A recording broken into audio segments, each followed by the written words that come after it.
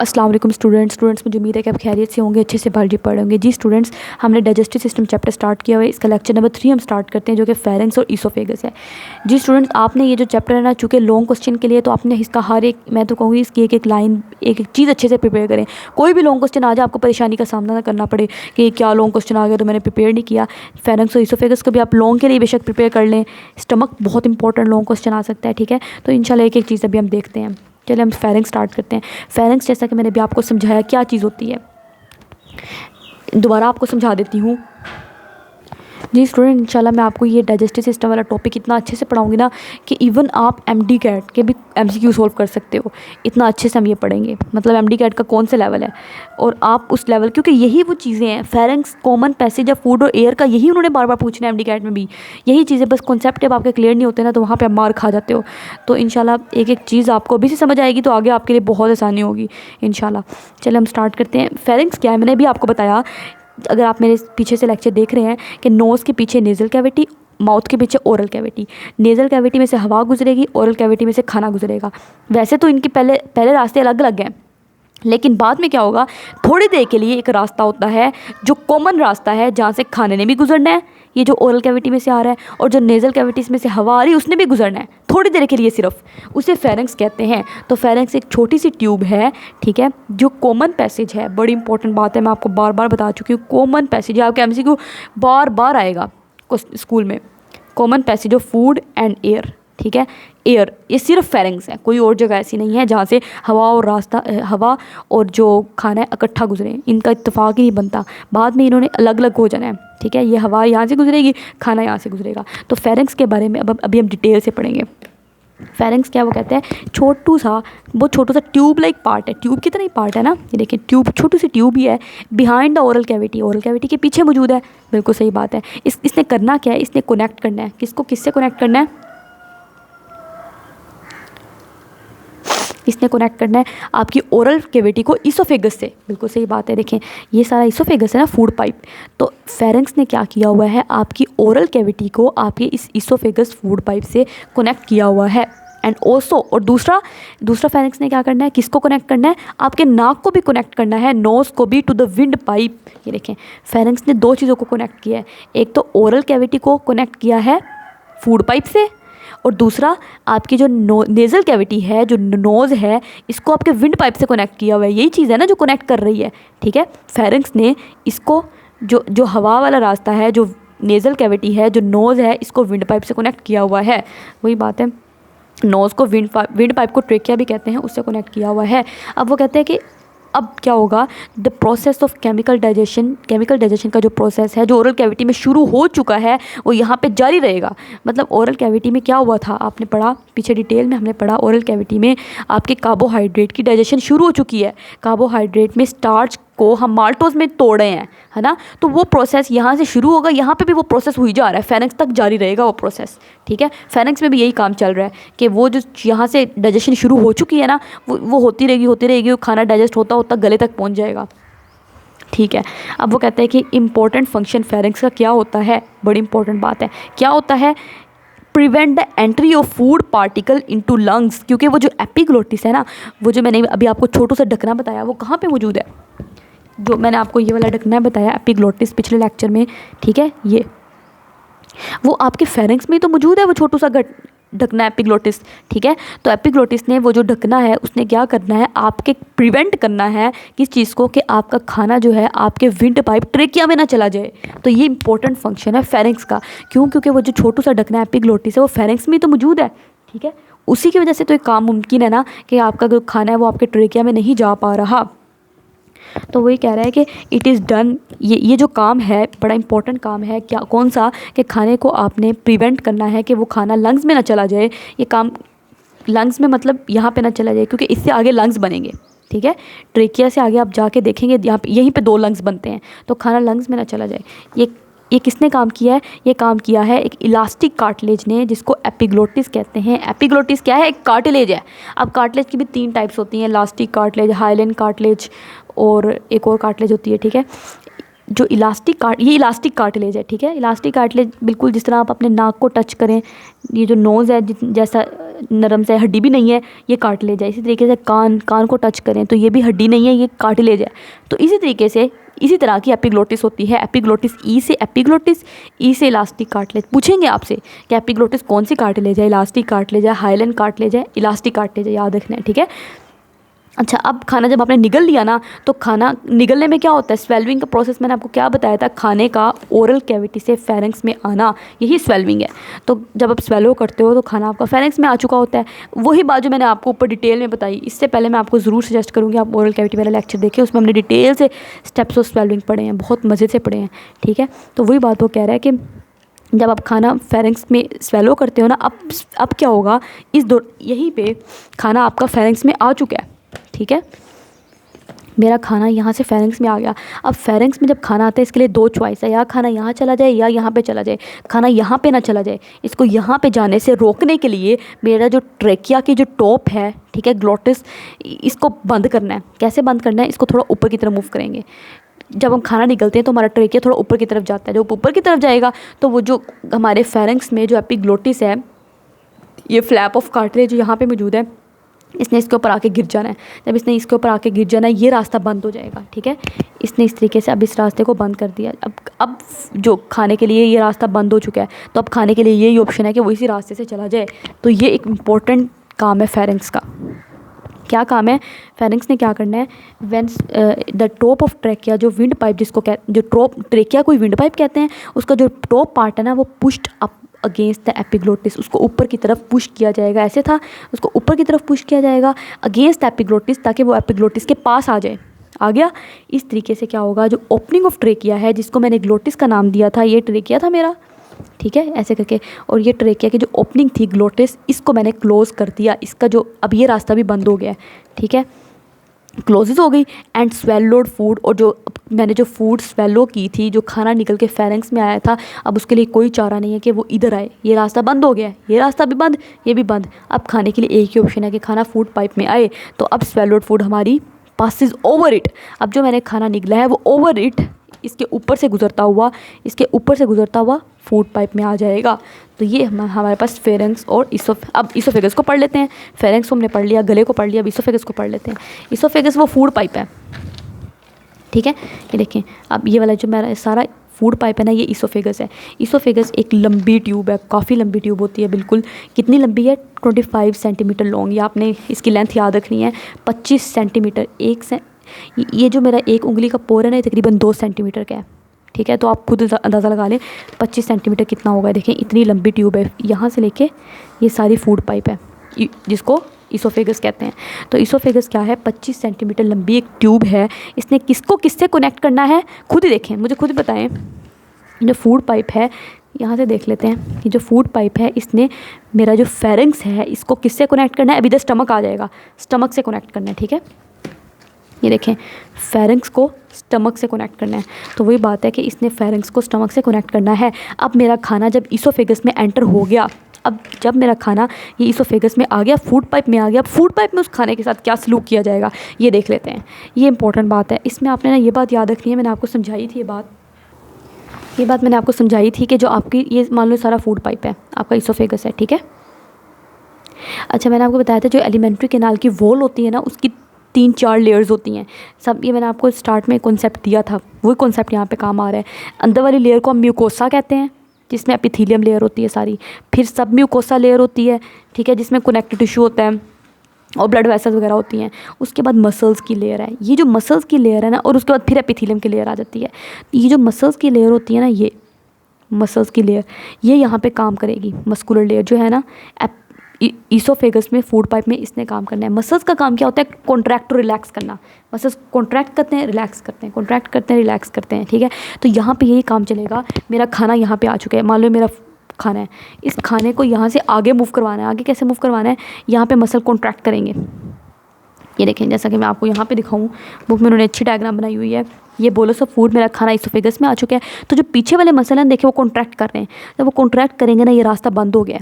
ये देखिए, ये रास्ता कितना नैरो हो गया, ये वाला जो रास्ता है नैरो हो गया, बंद हो गया ना, अब खाना पीछे नहीं जा सकता, खाने के लिए पीछे जाने की ऑप्शन ही नहीं है, वो रास्ता बंद हो गया है। आगे वाला रास्ता मज़ीद खुलता जाएगा, ठीक है, आगे वाले, तो इस तरीके से खाना आगे आ जाएगा। इसी तरीके से जब खाना आगे आ जाएगा फिर पीछे वाले मसल्स जो है ना वो कॉन्ट्रैक्ट करेंगे, ठीक है। ये बोलोस ऑफ फूड यहाँ पे आ गया है, तो पीछे वाले मसल मज़ीद कॉन्ट्रैक्ट करेंगे। जब वो कॉन्ट्रैक्ट करेंगे वो रास्ता फिर बंद हो जाएगा। जब ये रास्ता बंद हो जाएगा अब खाना फिर ऊपर नहीं जा सकता, फिर खाने को अल्टीमेटली कोई ऑप्शन ही नहीं है कि वो नीचे आए, तो उसने नीचे ही आना है, ठीक हो गया। इस तरीके से जब वो नीचे आएगा तो फिर मसल्स कॉन्ट्रैक्ट करेंगे उसके पीछे वाले।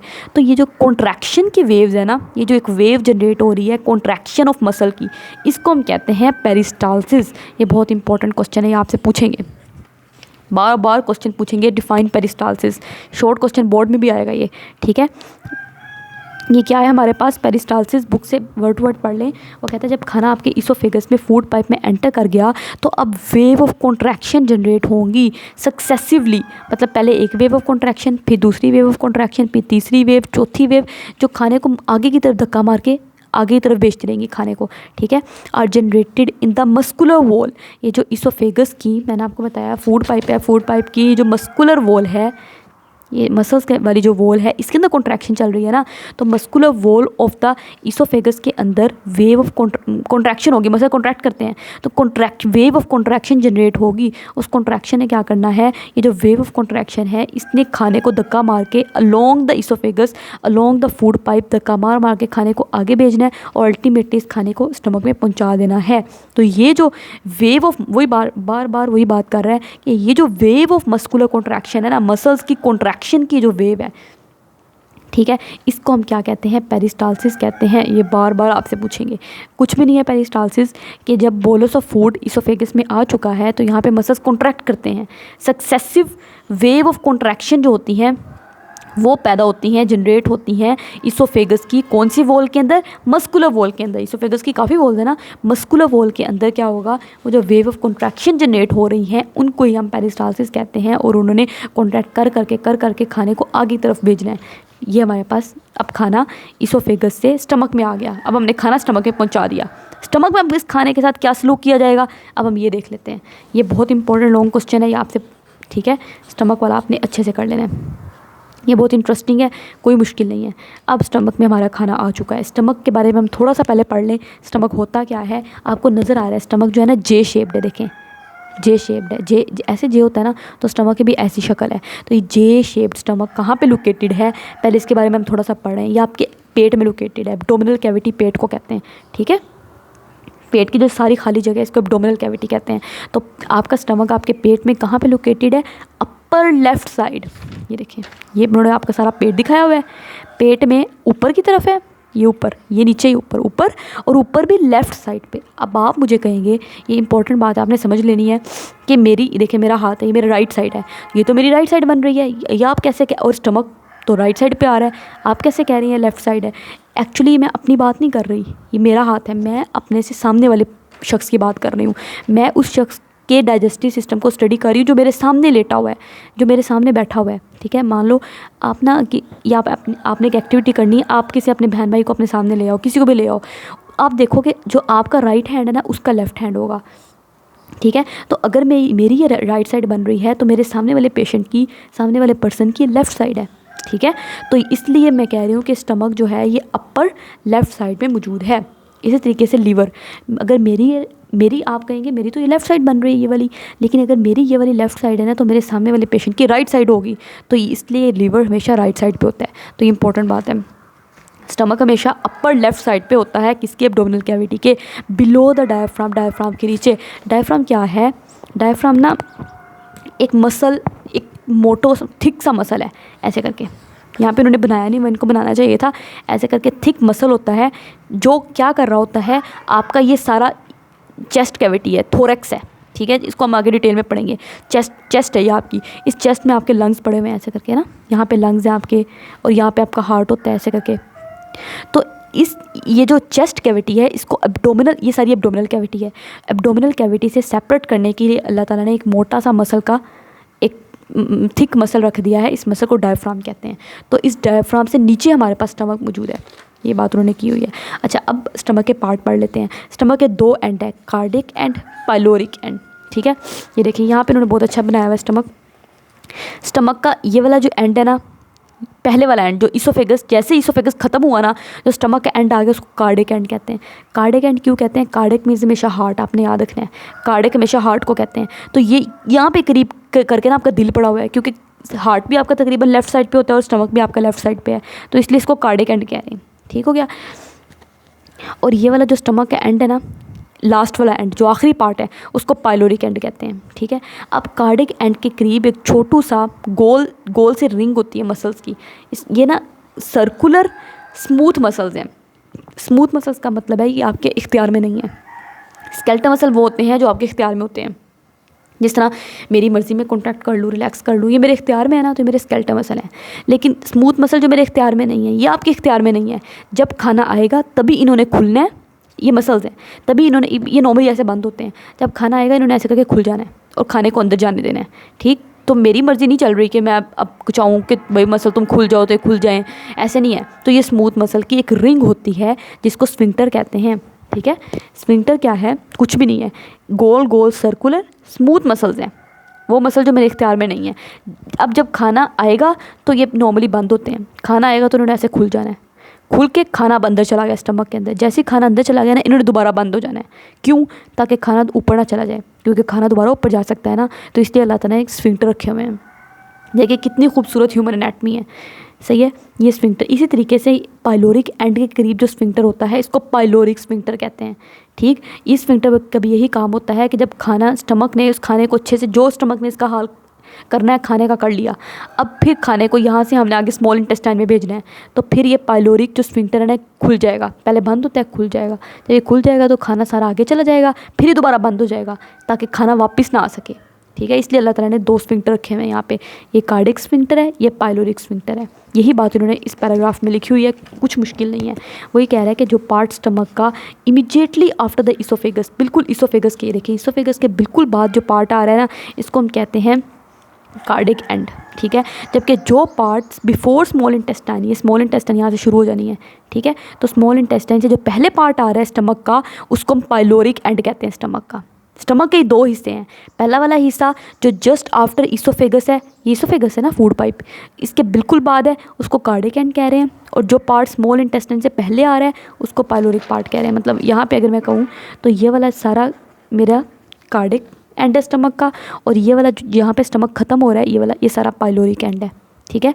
क्योंकि इसके बाद स्मॉल इंटेस्टाइन ये शुरू हो रही है, तो स्मॉल इंटेस्टाइन से पहले जो पार्ट होता है वो पाइलोरिक पार्ट है, और यहाँ पे जो स्फिंक्टर होगा वो कार्डिक स्फिंक्टर होगा, और यहाँ पे जो स्फिंक्टर होगा वो पाइलोरिक स्फिंक्टर होगा। वही बात उन्होंने लिखी हुई है कि इसोफेगस और स्टमक के जंक्शन पे, वही बात देखिए, ये इसोफेगस है और ये स्टमक है, इन दोनों के जंक्शन पे एक हमारे पास क्या है, एक रिंग ऑफ मसल्स है। एक रिंग है ऐसे करके मसल्स की, कौन से मसल्स की? स्मूथ मसल्स की रिंग है, जिसको स्फिंक्टर कहते हैं। और ये ख़ास तौर पर चूँकि दिल के करीब है इसलिए इसको कार्डिक स्फिंक्टर कहते हैं। या दूसरा इसका क्या नाम होता है, इसोफेगस के लोअर एंड पे है ना, इसलिए इसको लोअर इसोफेजियल स्फिंक्टर भी कहते हैं, क्योंकि इसोफेगस के लोअर एंड पे मौजूद है। बहुत आसान बात है, कोई मुश्किल नहीं है। मकसद क्या है स्फिंक्टर का, क्यों स्फिंक्टर लगाए गए हैं? बॉडी में हर चीज़ एक मकसद के तहत है। ठीक है। बस आपने उस पर गौर व फिक्र करने की बात है, आपको खुद समझ आएगी कि वो चीज़ अल्लाह ताला ने क्यों रखी है। कोई चीज़ फजूल नहीं होती। इसी तरीके से अच्छा, it prevents food from flowing back, इसका मकसद क्या है स्फिंक्टर का, कि खाने को इसने क्या करना है, स्टमक से इसोफेगस में आने से बचाना है। एक बार खाना स्टमक में आ गया, वो दोबारा इसोफेगस के अंदर ना आ जाए, दोबारा फूड पाइप के अंदर ना आ जाए। आ सकता है ना यहाँ से खाना दोबारा ऊपर की तरफ, तो उसको आने से रोकना है स्फिंक्टर ने। तो प्रिवेंट करना है खाने को कि वो खाना फ्लो बैक करके, वापस फ्लो बैक करके इस स्टमक से इसोफेगस में ना आ जाए। दूसरा इसी तरीके से पाइलोरिक स्फिंक्टर है, कहाँ पे मौजूद है पाइलोरिक स्फिंक्टर? स्टमक और स्मॉल इंटेस्टाइन के दरमियान में। तो स्टमक और इसोफेगस के दरमियान में कार्डिक स्फिंक्टर, जिसको लोअर इसोफेगस स्फिंक्टर भी कहते हैं, और स्टमक और स्मॉल इंटेस्टाइन के दरमियान में पाइलोरिक स्फिंक्टर। ठीक है। इसी ये बात उन्होंने लिखी हुई है। अब हमने स्टमक की एनाटमी पढ़ ली, स्टमक का क्या क्या पार्ट्स होते हैं। अब काम क्या करना है स्टमक ने, ये पढ़ लेते हैं। स्टमक जो है ना, इसने आपकी फूड की डाइजेशन करनी है। 2 तरह की डाइजेशन, वही जो माउथ में हुई थी, मैकेनिकल, मतलब खाने को वैसे भी बड़े बड़े छोटे टुकड़ों में तोड़ना है, बगैर उसके बॉन्ड तोड़े। मैकेनिकल डाइजेशन वही होती थी ना जिसमें केमिकल बॉन्ड नहीं टूटते, और दूसरा केमिकल डाइजेशन, और वो भी अभी पार्शियल करनी है, पार्शियल। यहाँ पे भी कंप्लीट केमिकल डाइजेशन नहीं होनी। कंप्लीट केमिकल डाइजेशन का मतलब ये होता है कि वो जो मॉलिक्यूल है ना उसके सारे बॉन्ड तोड़े जाएँ। यहाँ पे भी सारे बॉन्ड नहीं टूटने। कहाँ सारे बॉन्ड टूटते हैं फिर? वो आगे जाके जो स्मॉल इंटेस्टाइन है वहाँ पे सारे बॉन्ड टूटेंगे, वहाँ पे आप देखेंगे। ठीक है, यहाँ पे भी आपके मैकेनिकल डाइजेशन भी होगी और पार्शियल केमिकल डाइजेशन भी होगी फूड की। इसने खाने को स्टोर भी करना है। जब हम खाना खा लेते हैं तो हमारा पेट भर जाता है ना, और तकरीबन कितने घंटों के लिए इसने खाने को स्टोर करना होता है? तकरीबन 3 से 4 घंटे के लिए। ठीक है, अच्छा, वॉल ऑफ स्टमक जो होती हैं are made of thick smooth muscles. अब यहाँ पे थोड़ा सा प्रोसेस आपने समझ लेना है, चर्निंग का प्रोसेस। चर्निंग का प्रोसेस क्या होता है जी स्टूडेंट्स? ये स्टमक है, ठीक है, स्टमक, ये हमारा खूबसूरत सा स्टमक है। अच्छा, जो मैंने आपको बताया कि पूरी जो एलिमेंट्री कैनाल है ना, इसकी वॉल जो होती है वो 3-4 लेयर्स पे मुश्तमिल होती है। सबसे अंदर वाली लेयर म्यूकस होती है जिसमें एपिथेलियम है, फिर सब म्यूकोसा होती है, फिर हमारे पास मस्कुलरिस लेयर होती है जिसमें मसल्स होते हैं। तो स्टमक के अंदर अब क्या होता है, ये जो मसल्स की लेयर है ना, बाकी सारी जो एलिमेंट्री कैनाल है ना, वहाँ पे जो मसल की लेयर है ना, वो किस चीज़ पे मुश्तमिल होती है? 2 मसल्स पे, सर्कुलर और लॉन्गिट्यूडनल, बस। लेकिन यहाँ पे अल्लाह ताला ने मसल्स की वॉल को, स्टमक का जो मसल्स है ना उनको ज़्यादा मोटा कर दिया है। स्टमक की जो मस्कुलर वॉल है ना ज़्यादा मोटी है, मतलब इतनी होगी, ज़्यादा मोटी होगी। ठीक है, कि इसमें एक मज़ीद लेयर आ जाएगी जिसको ओब्लीक लेयर कहते हैं। उसकी वजह से इस स्टमक की जो मस्कुलर लेयर है वो मज़ीद मोटी हो गई है। क्यों? मकसद, इसका भी एक मकसद है। ऐसे ही हर चीज़ अल्लाह ताला ने नहीं बनाई, क्योंकि स्टमक के अंदर जो खाना आना है ना, अब स्टमक के अंदर इस तरह होगा, जो खाने की चर्निंग होगी। चर्निंग क्या होता है कि ये वाला जो स्फिंक्टर है और ये स्फिंक्टर दोनों बंद हो जाएंगे, ये दोनों बंद हो गए।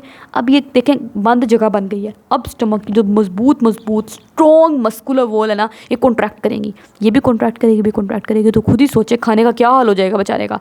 ऐसे कॉन्ट्रैक्ट ज़ोर से कॉन्ट्रैक्ट करेंगी, शदीद ज़ोर से। इतनी मजबूत मोटी मसल की दीवार है ना, ज़ोर से जब ऐसे कॉन्ट्रैक्ट करेगी तो खाना बेचारा ग्राइंड हो जाएगा। जिस तरह आपने ग्राइंडर में चीज़ें डाली होंगी तो आप देखते हैं बाद में बिल्कुल जूस बन जाता है, सूप बन जाता है। तो इस तरीके से खाने का यहाँ पे बिल्कुल, खाना आया किस शक्ल में था? बोलस की शक्ल में आया था खाने का नवाला, और खाना जा किस शक्ल में रहा है? काइम। ठीक है, अब खाना इसमें काइम में कन्वर्ट हो जाएगा। काइम क्या होता है? खाना बेचारा सूप, जिस तरह नहीं होता सूप लाइक मिक्सचर, जिस तरह सूप खाने का बन जाएगा बेचारे, खाना बिल्कुल ऐसी शक्ल में आ गया। ठीक है, उसको हमने ग्राइंड कर करके बेचारे खाने का सूप बना दिया है। तो उसको अब हम काइम कहेंगे, अब हम उसको बोलस नहीं कहेंगे, अब हम उसको काइम कहेंगे। ठीक है, इस प्रोसेस को चर्निंग का प्रोसेस कहते हैं, जिसमें हम खाने को ब्रोकन डाउन कर रहे हैं, खाने के छोटे टुकड़े हो रहे हैं। ठीक है, अब इस प्रोसेस में बहुत ज़्यादा हीट प्रोड्यूस होती है। जाहिर सी बात है, खुद ही सोचें, जब इतनी ज़ोर से कॉन्ट्रैक्शन चल रही है तो अंदर हीट प्रोड्यूस होती है। ठीक है, तो उस हीट को इस्तेमाल किया जाएगा जो आपके खाने के अंदर फैट है, लिपिड है, चर्बी है, उसको पिघलाने के लिए। क्योंकि आपको पता है ना, थोड़ी देर के लिए घी को रख दे तो घी तो जम जाता है। तो आपके जब खाना ऊपर से आ रहा है तो खाने के अंदर जो घी है वो यकीनन जम गया होगा। तो उस जो घी है उसको पिघलाने के लिए, मेल्ट करने के लिए, चर्निंग के प्रोसेस में जो हीट प्रोड्यूस हुई है वो काम आएगी। ठीक हो गया। तो यही बात उसने यहाँ पे इस पैराग्राफ में लिखी हुई है, कोई नई बात नहीं है, कोई मुश्किल बात भी नहीं है। क्या कहता है कि जब खाना आपके स्टमक में आ जाएगा ना, अब स्टमक की वॉल के जो मसल्स है वो रिगरसली कॉन्ट्रैक्ट करेंगे, बहुत मजबूती, बहुत स्ट्रॉन्गली कॉन्ट्रैक्ट करेंगे। ठीक है, इतनी स्ट्रॉन्गली कॉन्ट्रैक्ट करेंगे कि इनकी कॉन्ट्रैक्शन की वजह से कि वो जो फूड है उसकी चर्निंग हो जाएगी, उसको ब्रेकन डाउन कर देंगे हम स्मॉलर पार्टिकल के अंदर। मतलब खाना बिल्कुल छोटे छोटे टुकड़ों में, बिल्कुल छोटे टुकड़े तो क्या, खाने का बिल्कुल सूप बन जाएगा। ठीक है, और जो चीज़ बनेगी उसको हम काइम कहते हैं। ये आगे उन्होंने बताया हुआ है काइम का लफ्ज़, यहाँ पे उन्होंने नहीं बताया। इसी पैराग्राफ, इसी टॉपिक में हम एंड पे पढ़ेंगे। ठीक है, उसके बाद वो कहते हैं कि जो हीट प्रोड्यूस हुई है ना चर्निंग के प्रोसेस में, हीट भी प्रोड्यूस होती है और उस हीट को हम इस्तेमाल करते हैं आपके लिपिड, जो खाने के अंदर जो घी वगैरह था वो अब तक जम चुका होगा उसको पिघलाने के लिए। ठीक हो गया, ये बात हमने स्टमक के फंक्शन की कर ली। अब स्टमक के अंदर ना एक जूस प्रोड्यूस होता है, बड़ी इंपॉर्टेंट बात है, ये आपसे बहुत पूछेंगे, गैस्ट्रिक जूस। ठीक है, बहुत इंपॉर्टेंट है, ये आपकी पूरी ज़िंदगी जान नहीं छोड़ेगी अगर आपने बायो रखनी है। गैस्ट्रिक जूस क्या होता है? स्टमक की वॉल के अंदर ना, मैं आपको दिखाती हूँ, बोर्ड में समझाती हूँ। जी स्टूडेंट्स, ये बड़ा मज़े का प्रोसेस है, ये अब आपको बहुत मज़ा आएगा पढ़ने में। अच्छा, इसमें क्या होता है कि ये मेरा स्टमक है, मैं स्टमक को बड़ा बना देती हूँ क्योंकि मैंने आपको स्टमक में बहुत चीज़ें समझानी है। ये मेरा स्टमक है, ठीक है। स्टमक के आगे स्मॉल इंटेस्टाइन है और इस तरीके से स्टमक यहाँ पे कार्डिक स्फिंक्टर होगा, पायलोरिक स्फिंक्टर होगा, वो तो आपको पता ही है। अच्छा, अब मैंने आपको बताया था जो ये एलिमेंट्री कैनाल है ना पूरी, मैंने आपको बताया था एलिमेंट्री कैनाल की जो वॉल होती है ना उसकी 4 लेयर्स होती हैं। सबसे अंदर वाली लेयर को हम क्या कहते थे? सबसे अंदर वाली लेयर को हम कहते थे म्यूकोसा। ये वाली जो लेयर है ना, ये जो वॉल है, ये ऐसे सिंगल वॉल नहीं है बल्कि इसकी मज़ीद 4 लेयर्स हैं। अंदर वाली लेयर्स को हम कहते हैं म्यूकोसा, ठीक है। फिर सब म्यूकोसा जो कनेक्टिव टिश्यू ब्लड वेसल्स पे मुश्तमिल थी, फिर मोटी सी मसल्स की लेयर थी जो मैंने भी आपको बताया, फिर मज़ीद एक एपिथेलियम की लेयर आ जाती है, ठीक है। ये सारी चीज़ें मिलके इस एलिमेंट्री कैनाल की स्टमक की दीवार बना रही होती हैं। अब इसमें जो स्टमक की जो अंदर वाली सबसे अंदर वाली लेयर होती है ना, म्यूकोसा लेयर, ये ऐसी प्लेन नहीं होती, आपको लग रहा होगा ऐसी प्लेन है, प्लेन नहीं होती। बल्कि क्या होता है, जो स्टमक की सबसे अंदर वाली लेयर है ना, मैं वो बना रही हूँ। जब सबसे उसके अंदर छोटे छोटे ऐसे करके गड्ढे मौजूद होते हैं, ऐसे करके अंदर छोटे छोटे ऐसे पिट्स गड्ढे मौजूद होते हैं, ठीक है। ऐसे करके ये जो पिट्स है ना, इन पिट्स को कहते हैं गैस्ट्रिक पिट्स। इन पिट्स का क्या काम होता है, मतलब अगर मैं आपको इस पिट का स्ट्रक्चर बनाऊँ ना, ये पिट ये ऐसे करके इसको ऐसे करके बड़ा करके इसका स्ट्रक्चर बना देते हैं, ठीक है। तो इस पिट में सेल्स लगे हुए हैं, बड़े खूबसूरत सेल्स हैं छोटे छोटे से। ये वाले यहाँ पे जो सेल्स लगे होते हैं ना, यहाँ पे ये यहाँ पे, इन सेल्स को कहते हैं म्यूकस सेल्स। इन सेल्स ने क्या काम करना है, ये मैं ब्रेस कर देती हूँ क्योंकि आपको समझ आ चुकी है। अच्छा, ये जो रेड वाले मेरे सेल्स हैं ना, ये सेल्स म्यूकस क्रीटिंग सेल्स हैं। इन सेल्स ने ना म्यूकस क्रीट करना है। अब म्यूकस का क्या काम है, इन्होंने क्या करना है, म्यूकस क्रीट करना है। ओहो, नज़र नहीं आ रहा, इधर लिख देते हैं।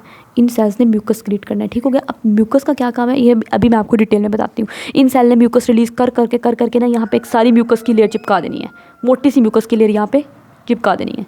यहाँ पे सारी म्यूकस की लेयर है। इसी तरीके से यहाँ पे भी सेल्स होंगे तो यहाँ पे भी सारी म्यूकस की लेयर चिपकी होगी, मोटी सी म्यूकस की लेयर। अच्छा, और इसमें हमारे पास और भी खूबसूरत से सेल्स हैं। यहाँ पे जो सेल्स मौजूद है ना, ये जो ग्रीन वाले सेल्स है ना, इनको मैं रेज कर देती हूँ। अच्छा, ये जो ग्रीन वाले सेल है, इन सेल को कहते हैं ऑक्जेंटिक सेल। आपके बुक में नाम नहीं लिखे हुए तो आप नाम बेशक ना भी याद करें, लेकिन आपको पता होना चाहिए ग्रीन वाले सेल जो है इन्होंने HCl रिलीज़ करना है। बड़ी इंपॉर्टेंट बात है, हाइड्रोक्लोरिक एसिड, एसिड मतलब तेज़ाब रिलीज़ करना है। इतने ख़तरनाक सेल है ये, ठीक हो गया। तीसरे एक और तरह के सेल्स होते हैं, यहाँ पे नीचे करके बना लेते हैं। ये ब्लैक कलर के क्यों नहीं ब्लैक कलर नहीं चल रहा, ये मान लो ब्लैक कलर है, ठीक है। ब्लैक कलर के जो सेल्स होते हैं, इन सेल्स को हम कहते हैं चीफ सेल, ठीक है। आपके बुक में नाम नहीं लिखा हुआ, आपने नाम नहीं भी याद करना, कोई मसले वाली बात नहीं है। चीफ सेल ने ना पेप्सिनोजन रिलीज़ करना है। पेप्सिनोजन क्या है, हर एक चीज़ हम डिटेल में पढ़ेंगे। अभी जो तीनों चीज़ें रिलीज़ हो रही है ना, इन तीनों चीज़ों को मिला के गैस्ट्रिक जूस कहते हैं, क्योंकि स्टमक से रिलीज़ हो रहा है। गैस्ट्रिक का लफ्ज़ स्टमक के लिए हमेशा इस्तेमाल होता है, ठीक है। तो इन तीनों चीज़ों को मिला के गैस्ट्रिक जूस कहते हैं। गैस्ट्रिक जूस में क्या क्या आ जाता है, म्यूकस आ जाता है, HCl आ जाता है और पेप्सिनोजन रिलीज़ आ जाता है, पेप्सिनोजन आ जाता है। और पेप्सिनोजन ना एक एंजाइम है, ठीक है। इन सेल्स ने एक म्यूकस रिलीज़ करना है और म्यूकस की मोटी सी लेयर यहाँ पे बना देनी है, म्यूकस रिलीज़ कर करके और नीचे पड़े हुए सेल्स ने HCl रिलीज़ करना है, ठीक है। और तीसरे सेल्स हैं यहाँ पे करके, ठीक है, जिन्होंने पेप्सिनोजन एक एंजाइम रिलीज़ करना है, पेप्सिनोजन। ये एंजाइम इनएक्टिव एंजाइम है, मतलब ये एंजाइम ना सोया हुआ एंजाइम है, ऐसे करके समझ लो। अभी इसकी आंखें खुली नहीं हुई, ये सोया हुआ एंजाइम है, इसको हम एक्टिव करेंगे, ठीक है। कैसे एक्टिव करेंगे अभी हम देख लेते हैं, पहले हम बुक से ये पढ़ लें। अच्छा, ये जो मैंने आपको दिखाया है ना, ये जो गड्ढे हैं, इन गड्ढों को कहते हैं गैस्ट्रिक ग्लैंड्स, ठीक है। गैस्ट्रिक का लफ्ज़ मैंने आपको बताया था स्टमक के लिए इस्तेमाल करते हैं, चूँकि ये स्टमक के अंदर मौजूद है इसलिए इनको कहते हैं गैस्ट्रिक। और ग्लैंड्स वो सेल्स होते हैं जिन्होंने कुछ रिलीज़ करना होता है। बॉडी के हर वो सेल जो कुछ बनाने की काबिलियत रखता है, जो कुछ ना कुछ रिलीज़ कर सकते हैं, उसको हम ग्लैंड कहते हैं। ये मैंने आपको शायद बताया होगा पहले भी।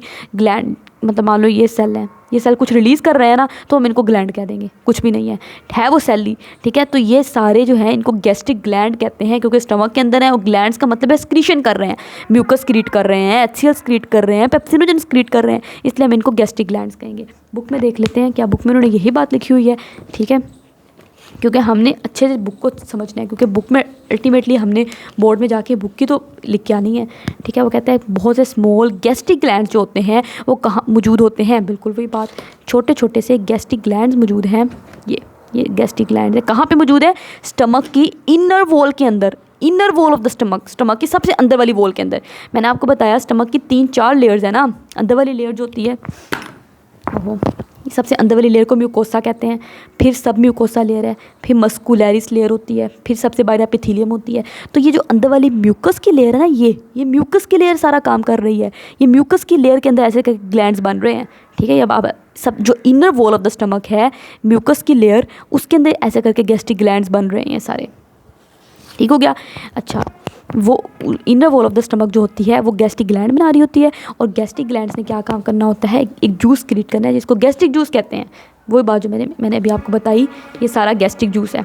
गैस्ट्रिक जूस के अंदर क्या क्या चीज़ें आ रही हैं, म्यूकस आ रहा है, HCl आ रहा है, पेप्सिनोजन एंजाइम आ रहा है, ठीक है।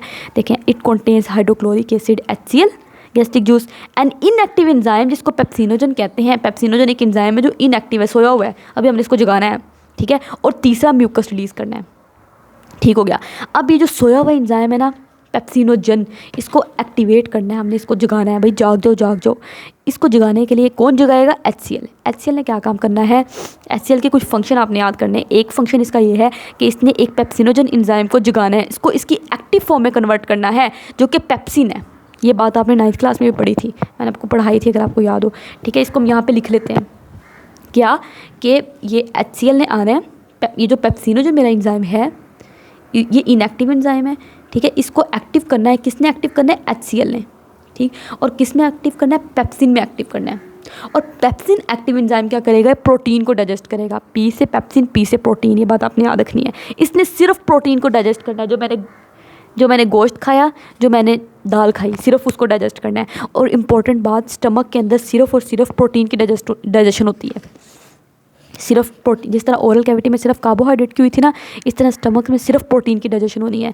क्यों, क्योंकि पेप्सिन एंजाइम जो है उसने सिर्फ प्रोटीन को डाइजेस्ट करना है, ठीक है। ये वाला जो पेप्सिन एंजाइम है इसने सिर्फ प्रोटीन को डाइजेस्ट करना है। तो अगली लाइन भी वही लिखी हुई है कि हाइड्रोक्लोरिक एसिड ने पेप्सिनोजन के ऊपर एक्ट करना है, उसको पेप्सिन में कन्वर्ट करना है। देखिए, हाइड्रोक्लोरिक एसिड ने पेप्सिनोजन के ऊपर एक्ट करके उसको एक्टिव एंजाइम पेप्सिन में कन्वर्ट करना है। पेप्सिन क्या करेगा, पेप्सिन ने ब्रेक करना है किसको, लार्जर प्रोटीन के बड़े बड़े मॉलिक्यूल जो हैं उनको तोड़ना है। किस में तोड़ना है, पेप्टाइड में तोड़ना है, ठीक है। ये देखें, मतलब एक इतना बड़ा अगर प्रोटीन का मॉलिक्यूल है, इतने लाख हज़ारों अमाइनो एसिड मुश्तमिल है, तो इसने उसको छोटे छोटे से चेन में कन्वर्ट कर देना है, छोटी सी चेन अमाइनो एसिड की बना देनी है। अभी भी हमें सिंगल यूनिट अमाइनो एसिड नहीं मिला, हमें तो एक एक अमाइनो एसिड चाहिए, वो आगे जाके हम उसको मज़ीद तोड़ लेंगे, ठीक है। तो इसने एक्ट करना है लार्जर प्रोटीन के ऊपर और उसको पेप्टाइड में कन्वर्ट करना है। पेप्टाइड क्या है, शॉर्टर चेन है अमाइनो एसिड की, अमाइनो एसिड की छोटी चेन है, वो बड़ी चेन थी, ये छोटी चेन है, बस ये बात है।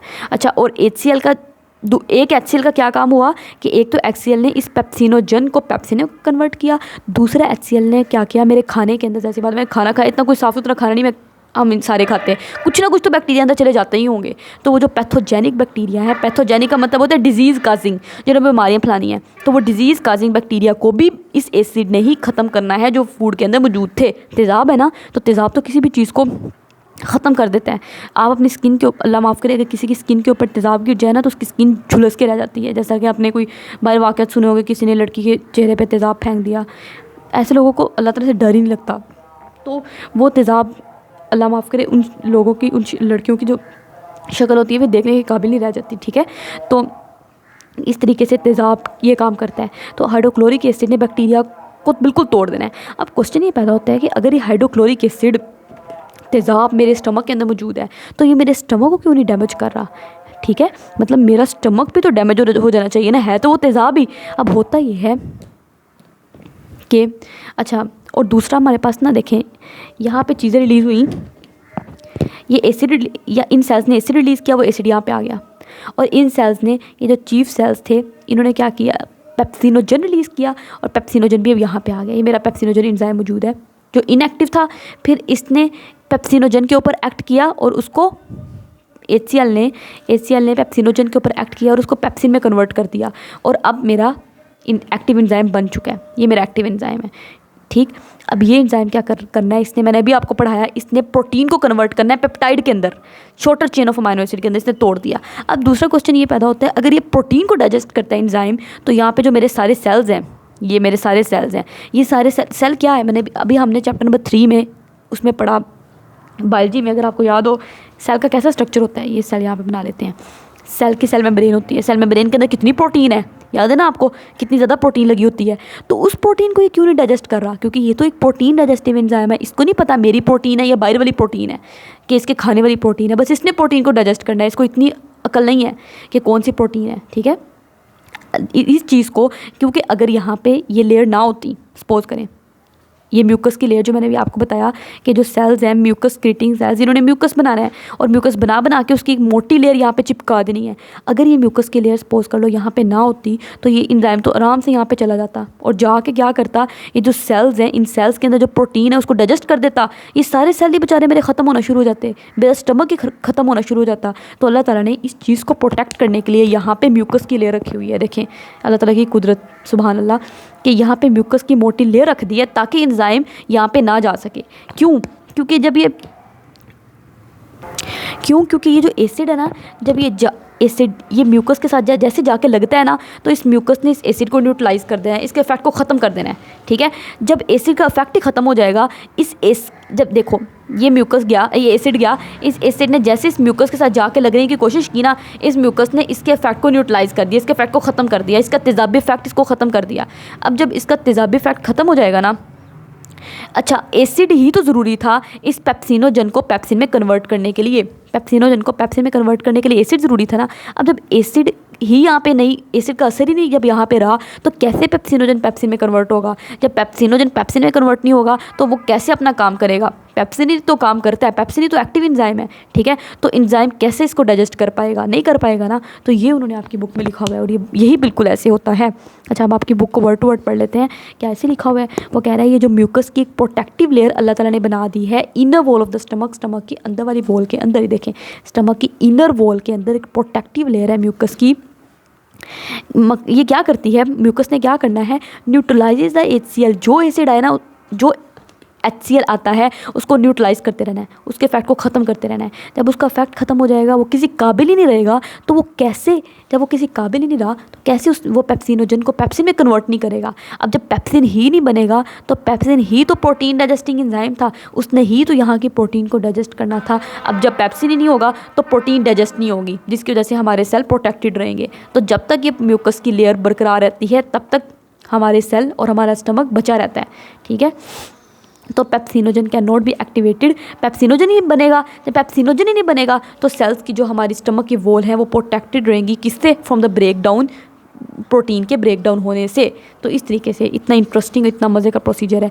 अच्छा, वो कहते हैं स्टमक का जो HCl है ना वो इतना स्ट्रॉन्ग है that it can dissolve the metal, कि इसने इवन मेटल धात, मतलब मेटल, आयरन समझ लें आप, आयरन एक मेटल है। इस तरह की काफ़ी मेटल्स जो होती है इसने उनको हल कर जाना है, उनको बिल्कुल डिज़ोल्व कर जाना है एसिड ने, इतना तेज़ाब स्ट्रॉन्ग होता है। लेकिन वो कहता है कि आपकी स्टमक की जो लाइनिंग है अल्लाह ताला ने उसको प्रोटेक्ट किया हुआ है। कैसे प्रोटेक्ट किया हुआ है, अभी आपको बताया, थिक म्यूकस की जो लाइनिंग है वो ये प्रोटेक्शन कर रही है कि वो स्टमक को, ये जो थिक म्यूकस की लाइनिंग है इसने स्टमक को प्रोटेक्ट करना है। हालांकि यही वाला एसिड अगर मैं बॉडी से बाहर निकाल लूँ, ये इतना स्ट्रॉन्ग है कि इसने एक लोहे को, मेटल को पकड़ के जला देना है, लेकिन ये हमारे स्टमक को नहीं जला पा रहा इस म्यूकस की लेयर की वजह से। ठीक है, तो वो कहते हैं कि लेकिन अल्लाह ताला ने थिक म्यूकस की लाइनिंग लगाई हुई है जो कीप इट सेफ, जो स्टमक को सेव कर रही है, अपने एसिड से स्टमक को बचा के रख रही है। तो इस तरीके से आखिरी बस 1-2 लाइनें, स्टमक की लेक्चर लंबा हो रहा है लेकिन आखिरी 1-2 लाइनें पढ़ लेते हैं। Food usually remains in the stomach, वो कहता है खाना 3 से 4 घंटे के लिए बस स्टमक के अंदर रहेगा। ठीक है, due to action in stomach, अब स्टमक के अंदर ये बात इंपॉर्टेंट है, 3 से 4 घंटे खाना स्टमक के अंदर स्टोर रहता है बस, उसके बाद एक खाना स्मॉल इंटेस्टाइन में चला जाएगा। ठीक है, मैंने अभी आपको ये सारा डिटेल में समझाया है कि स्टमक के अंदर क्या हुआ था, एक्शन हुए थे, चर्निंग प्रोसेस हुआ था जिसमें खाना एक सूप लाइक मिक्सचर में खाने को कन्वर्ट कर दिया गया। क्या आपने रोटी खाई और क्या खाने का सूप बन गया। इस सूप लाइक मिक्सचर को हम काइम कहते हैं, यानी कि स्टमक के अंदर आया बोलस था, बन वो काइम गया है। ठीक है, ये देखें वही ग्लैंड है, गैस्ट्रिक ग्लैंड, जो मैंने आपको दिखाए हैं, जो मैंने आपको डायग्राम में दिखाया है ना सारे डिटेल में, ये सारा मैंने आपको पढ़ा दिया है कि ऊपर की तरफ म्यूकस क्रिएटिंग सेल्स होते हैं जिन्होंने म्यूकस क्रिएट करना है, फिर HCl क्रिएटिंग सेल्स होते हैं, और सबसे नीचे की तरफ मैंने आपको बताया था पेप्सिनोजन क्रिएटिंग सेल्स होते हैं जिन्होंने पेप्सिनोजन क्रिएट करना है, और एक गैस्ट्रिक ग्लैंड का स्ट्रक्चर इन्होंने दिखाया हुआ है, वही सेम गैस्ट्रिक ग्लैंड जो मैंने यहाँ पर आपको दिखा दिया। मैंने इसलिए दिखाया तो मैंने कहा ज़्यादा आपको बोर्ड पर समझ आ जाएगी। ठीक है, अच्छा, अब वो कहते हैं कि जो पाइलोरिक स्फिंक्टर है ना, अब काइम बन चुका है, स्टमक का काम ख़त्म हो गया, बस अब इस खाने को हमने स्मॉल इंटेस्टाइन में भेज देना है। स्मॉल इंटेस्टाइन में जाके उस खाने की मज़ीद डाइजेशन होगी। अभी भी खाना कम्प्लीटली डाइजेस्ट नहीं हुआ। क्यों? क्योंकि यहाँ स्टमक में आपको पता है हमने प्रोटीन को तोड़ा है, लेकिन प्रोटीन अभी भी किस में टूटा है? पेप्टाइड में टूटा है। पेप्टाइड क्या है? Shorter chain of amino acid. ठीक है, अभी भी हमें सिंगल सिंगल अमाइनो एसिड में इसको तोड़ना है। वो काम अब हम स्मॉल इंटेस्टाइन में जाके करेंगे। ठीक है। अच्छा, पाइलोरिक स्फिंक्टर ने क्या करना है? Control the flow of crime. इसने काइम के फ्लो को कंट्रोल करना है। ठीक है, कैसे? हर टाइम वो कहता है जब पाइलोरिक स्फिंक्टर खुल जाएगा ना तो काइम यहाँ से यहाँ पे चला जाएगा। कितना काइम? एक बार में 5 से 15 ml काइम जो होता है वो स्मॉल इंटेस्टाइन के अंदर जाता है स्टमक से। ये एक बार खुलेगा तो 5 से 15 ml काइम यहाँ पे चला जाएगा, फिर बंद हो जाएगा, फिर अगली बार खुलेगा। तो इस तरीके से इसने हर बार थोड़ा थोड़ा काइम यहाँ से यहाँ पे मूव करवा देना है। ठीक हो गया। ये एक बहुत इंपॉर्टेंट लॉन्ग क्वेश्चन था। मुझे उम्मीद है कि इस तरह जब ये आए तो आपने इसकी डायग्राम बना देनी है स्टमक की, कोई मुश्किल नहीं है। जे शेप बना दें। ठीक है, और ये गैस्ट्रिक ग्लैंड का स्ट्रक्चर बना के इसको इस तरह लेबल कर देना है। तो उम्मीद है कि आपको अच्छे से समझ आई होगी। इसी तरीके से इंशाल्लाह पूरा चैप्टर हम पढ़ेंगे आगे। तो और इंटरेस्टिंग प्रोसेसेस हैं कि हमारी खाना मज़ीद आगे कैसे प्रोसेस होगा। अभी भी खाने की मुकम्मल डाइजेशन नहीं हुई है, अभी हमने खाने को मज़ीद और तोड़ना है। ठीक है, लिपिड की तो देखें अभी डाइजेशन स्टार्ट ही नहीं हुई। जो घी है उसको तो अभी हमने तोड़ा ही नहीं है। अभी सिर्फ कार्बोहाइड्रेट को तोड़ा है ओरल कैविटी में और प्रोटीन को तोड़ा है स्टमक में। आगे इंशाल्लाह हम डिटेल में पढ़ेंगे। काइंडली आप हमारे चैनल को सब्सक्राइब करें, अपने फ्रेंड के साथ शेयर करें, लाइक करें। अल्लाह हाफिज़।